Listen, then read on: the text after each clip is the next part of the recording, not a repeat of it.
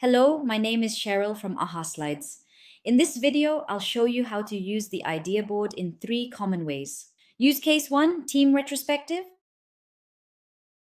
For a retrospective, turn on groups. For example, what went well, what didn't, and next steps. This gives your team a clear structure to reflect.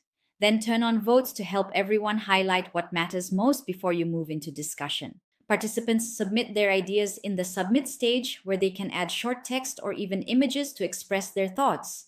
Then move to the vote stage to prioritize what matters most as a team.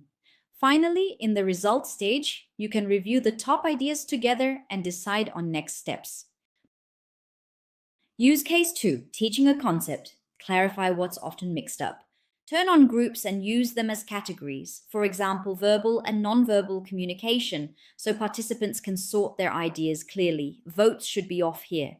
Ask participants to add examples into each group, like tone of voice, body language, or word choice.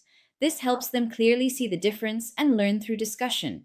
No need to turn on voting. The goal is understanding.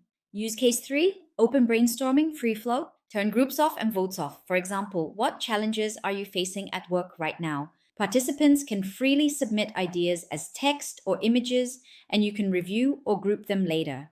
And if you turn on votes here, you already know how that works. You can quickly prioritize the most common challenges. So simply play around with groups and votes to fit your session, and that's how you can use Idea Board to turn your audience into active contributors.